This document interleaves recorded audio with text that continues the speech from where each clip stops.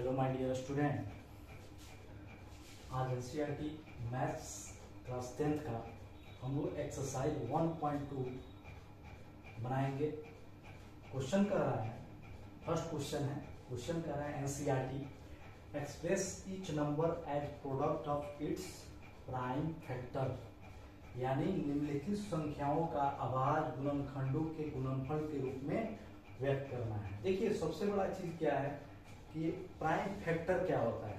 Factor और prime word है, prime factor. तो प्राइम क्या होता है और फैक्टर क्या होता है। देखिए जैसे आपको 24 संख्या 24 क्या है, तो 24 को हम बोलेंगे संख्या 24 है, एक इवन नंबर है। क्या है? इवन नंबर है। अगर हम इसका बोल देंगे आपको इसका प्राइम फैक्टर निकालिए, तो बहुत लोगों को समझ में नहीं आएगा कि प्राइम फैक्टर होता क्या है। कि हमने एलसीएम जब पढ़ा था तो हमने इसका फैक्टर निकालना सीखा था कि फैक्टर का मतलब होता है कि कोई संख्या क्या हो। जैसे आपने एलसीएम पढ़ा था, जैसे मान लीजिए एलसीएम में होता क्या था, जैसे मैंने आपको बता रहा हूँ कि 6 दे दें, 18 दे दें, तो इस तरह से हमने पढ़ा था एलसीएम में। किसमें? एलसीएम में हमने निकाला था कि नहीं, इसको ऐसे करते हैं 2 या 6 और 9 दूना 18, फिर हम 3 से ऐसे करते हैं 3 एकम 3, 3 तिहाई 9, और क्या करते थे हम कि 2 गुने 3 करते थे, 2 गुने 3, एक को नहीं लिखते हैं 3, यानी इसको क्या करते थे हम, इसको मल्टीप्लाई कर देते थे। इसका क्या करते थे हम, इसका मल्टीप्लाई करते थे। तो इसको अरेंज ऐसे करते थे, यानी 2 गुने 3 गुने 3, यानी एलसीएम में हमने इसको अरेंज ऐसे किए। लेकिन ये क्या होता है, जब हमने बोला इसको प्राइम फैक्टर के रूप में निकालना है, जैसे मान लीजिए आपको 24 यहाँ दे रहा है, 24 प्राइम फैक्टर का मतलब होता है अभाज्य गुणनखंड। गुणनखंड, फैक्टर का मतलब क्या होता है? गुणनखंड। तो इसका मैं बोलूंगा आपका प्राइम फैक्टर निकालना है। क्या निकालना है? प्राइम फैक्टर, यानी अभाज्य गुणनखंड। अभाज्य गुणनखंड,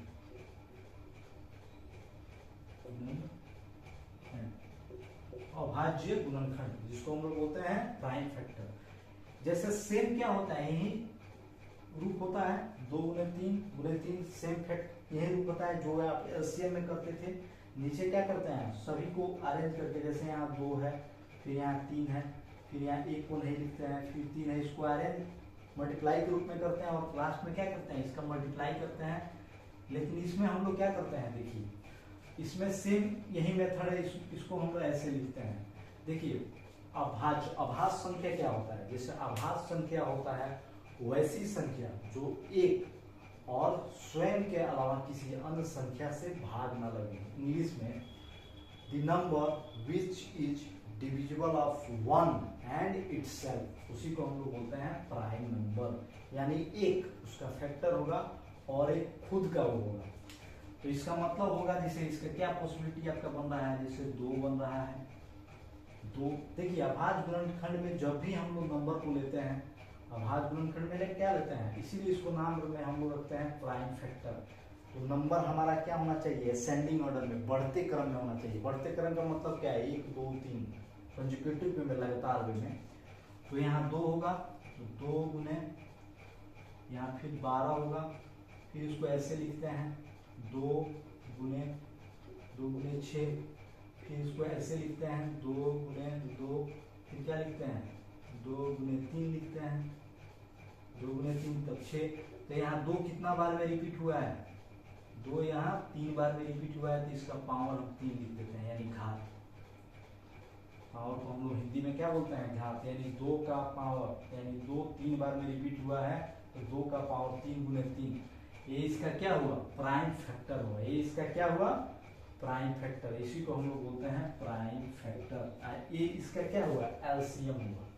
ये एलसीएम निकालने में यूज करते हैं, ये एलसीएम हुआ, ये हुआ प्राइम फैक्टर।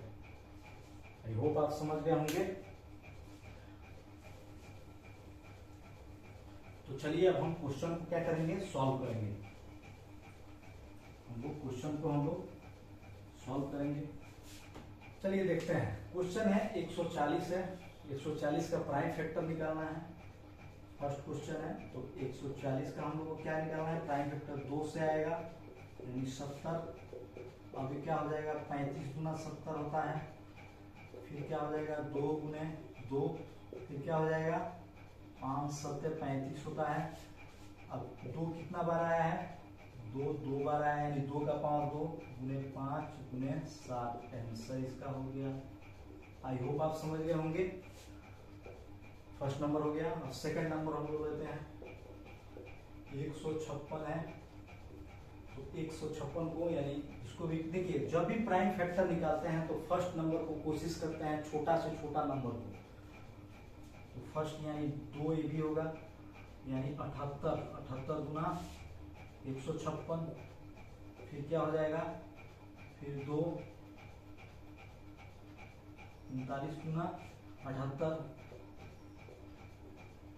13 तिया क्या होता है 39 होता है, 13 तिया 39, तो 2 कितना बार में आया है, 2 2 बार में आया है, गुने 3 गुने 13, आंसर। आई होप आप समझ गए होंगे। अब हम लोग थर्ड क्वेश्चन को देखते हैं। 3825 है, 3825 है। चलिए इसका फैक्टर निकालते हैं। तो इसका फैक्टर क्या हो जाएगा, देखिए यहाँ ध्यान दीजिए, इसका फैक्टर यहाँ देखिए, मैंने बोला था कि सबसे छोटा से छोटा संख्या होना चाहिए, तो यहाँ यूनिट प्लेस पे 5 भी है। बहुत लोग क्या करेंगे 5 से लगाना शुरू करेंगे, नहीं 5 से इसका फैक्टर निकालेंगे नहीं। देखिए अब इसका क्या है, यहाँ पे देखिए इसका सम करके देख लीजिए क्या है, 3 से होगा, 2 से तो होगा नहीं, क्योंकि 2 से होने के लिए क्या चाहिए, यूनिट प्लेस पे 0 होना चाहिए, और क्या होना चाहिए 4 होना चाहिए, और क्या होना चाहिए 2 होना चाहिए, और 8 होना चाहिए, लेकिन यूनिट प्लेस पे यहाँ 5 है, तो 5 तो होगा नहीं, तो 3 से देखते हैं। 3 से होने के लिए क्या चाहिए, यानी जिसके अंकों का योग 3 से पूरा पूरा कट जाए वो संख्या क्या होगा, 3 से डिविजिबल हो।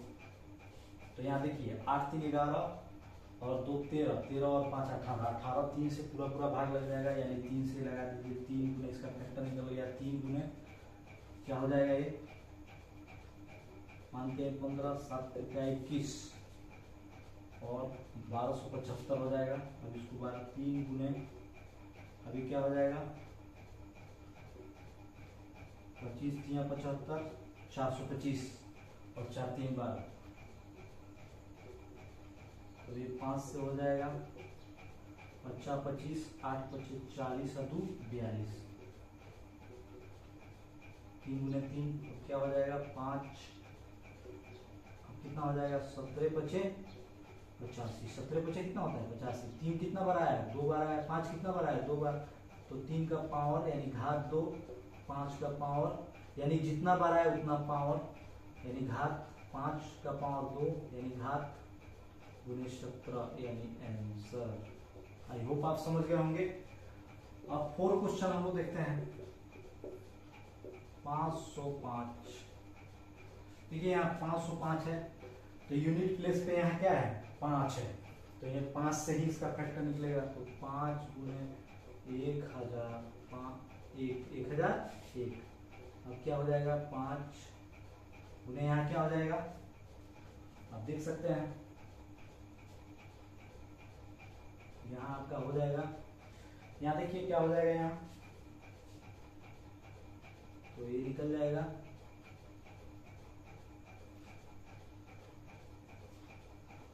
17 107 का 21 का 1 और 24 7 98, यहाँ 7 हो गया, यानी 7 गुने 143 का हो गया, 7 का 21 1 14 7 98 और 2 100। अब क्या हो जाएगा ये 5 गुने 7।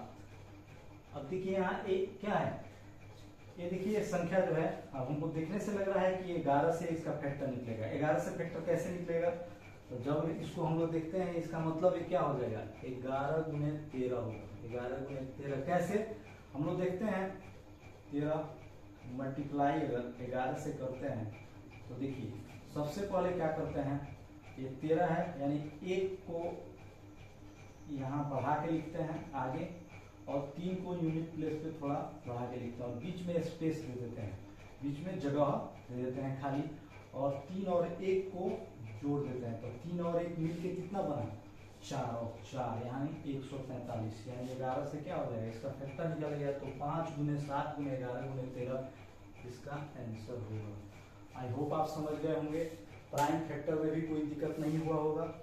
और आप मेरे वीडियो को ज़्यादा से ज़्यादा क्या करें, लाइक करें, सब्सक्राइब करें। देखिए मैं 10th का सीरीज लेके आया हूँ और आपको ऐसे ही समझा के और स्लोली ढंग से हम लोग इसको आगे बढ़ेंगे।